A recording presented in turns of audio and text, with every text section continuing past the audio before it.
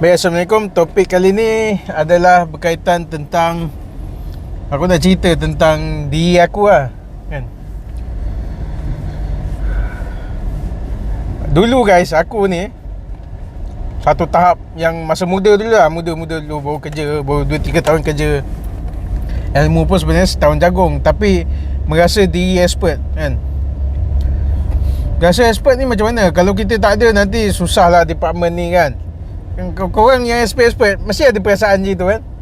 Aku dulu, kalau korang tak ada, lantak korang lah. Aku dulu ada apa, perasaan macam kalau kita tak ada, susah lah bos kita lingkup lah department ni, ataupun lingkup lah company ni, kan. Kalau kita tak ada, kan, macam apa, macam beria lah dulu aku ada perasaan tu.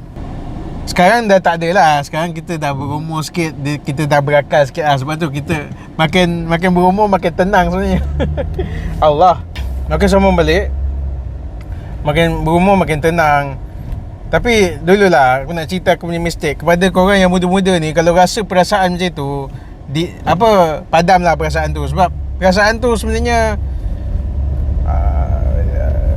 tak valid pun. Kalau kau tak ada, kan, sebenarnya kau akan diganti juga, kan? Dan benda berjalan macam biasa pun. Mungkinlah tak berjalan sehebat prime time kau tu, kan, tapi benda tu tetap berjalan. Bos kau akan cari pengganti, kan.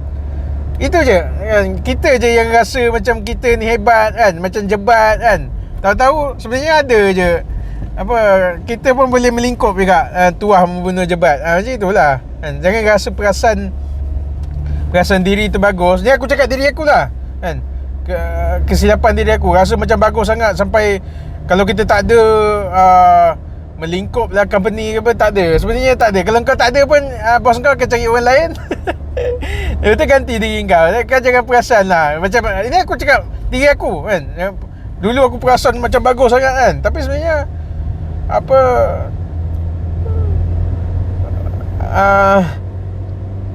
sebenarnya benda tu tak valid. Aku nak cerita satu kisah ni lah. Ada satu expert ni cerita betul lah. Cerita betul, tapi cerita atas cerita lah, kan. Kapal di mana tak nak cakap, tapi cerita ni cerita betul. Asas cerita tu macam ni lah. Dia problem lah dengan tempat kerja dia, kan. Macam dia ada benda tak puas hati lah. Lepas tu dia nak berhenti. Bila dia berhenti tu, dia pergi delete satu sistem yang dia dah buat, kan. Macam dia take over berlama-lama tu, dia pergi delete, dia pergi rosakkan benda tu. Macam yang aku cerita sebelum ni lah. Inilah kisah yang aku nak cerita. Inilah cerita dia. Lepas tu dia pergi rosakkan. Dia berhenti kerja. Macam company tu dah tak dapat akses lagi benda tu. Lepas tu dia mesti rasa puas hati, padan muka, kan.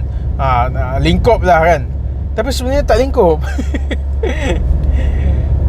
Aku bukan nak sokong apa yang dia buat. Memang tak sokong lah. Memang benda tu jahat lah. Benda jahat, kenapa kita nak sokong, kan. Tapi nak ceritanya, kalau kau buat macam itu pun, company tu tetap jalan, department tu tetap jalan. Macam itu je. Tak ada. Kau je yang dapat dosa, kan.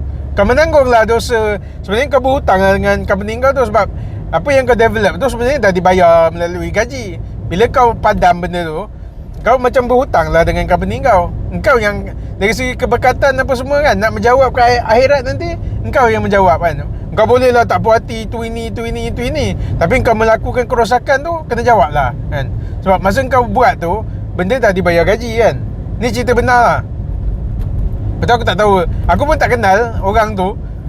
Ni cerita atas cerita, kan. Orang tu pun masa aku masuk, dia dah berhenti, kan. Tapi nak mengambil iktibar lah daripada cerita tu, jangan buat macam tu. Lepas tu juga, itu satu hal. As a management ataupun as a company, pandanglah sikit orang bawah ni, kan, apa benda yang dia tak puas hati, kan, macam tu. Itulah, dia kena ada macam company akan susah kalau orang delete dia punya ni, kan. Dia macam better win-win lah. Apa yang dia tak puas hati, tantah nak bonus ke apa, bagilah, kan. Bagilah whatever yang dia nak tu lah. Mesti ada benda yang dia tak puas hati tu, kan. Mungkin kau tak jaga kebajikan dia ke, kan. Dia lambat sebab hantar anak dia sekolah, hantar anak dia sakit ke apa, kau tak peduli pun, kan. Lepas tu tu yang jadi datangnya marah ke apa, whatever lah. Masa tu aku tak tahu cerita dia, kenapa dia konflik tu, kenapa kita tak tahu. Kita kena dengar juga dua-dua belah pihak, tapi aku tak dapat dengar lah cerita dia. Dia berhenti, dia delete. Tu je cerita yang sampai kat aku macam itu. Tapi kita tak tahu apa benda yang pain yang dia rasa tu. Kita kena, as a management, kena kaji balik lah apa benda yang kau dah buat salah dekat apa kau punya staff kan. Mungkin tak jaga kebajikan lah. Dia kena bertimbang tara lah dalam semua keputusan ni kan. Kita tak boleh lah blame tu je. Tapi bila benda tu dah berlaku kan, as a management kena ni lah, kena ambil iktibar lah kan. Jangan rasa betul aja kan. Kenapa orang sampai gamak nak buat apa jenayah tu kan. As a management lah kena ambil. Ya, tapi yang apa yang dia buat tu jahat lah. Buat jahat pun kita tak boleh nak sokong kan. Nak berhenti je lah. Tak payah nak rosakkan kau punya apa yang dah kau buat tu. Tu je lah cerita aku. Titik tolaknya yang aku nak sampaikan ni, kita jangan perasan bagus lah. Jangan perasan bagus kalau kita tak ada nanti lingkup lah company ke apa. Tak, jangan perasan macam tu. Tak, benda tu tak valid. Sepanjangnya aku dulu aku ada perasaan macam tu, tapi bila dah makin ni, sebenarnya kalau kita tak ada tempat tu pun okey je. Benda tu berjalan je. Memanglah berjalan slow atau berjalan, tapi benda tu tetap tak lingkup lah kalau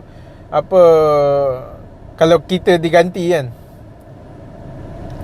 So jangan perasan bagus guys. Tu je nak cakap. Assalamualaikum.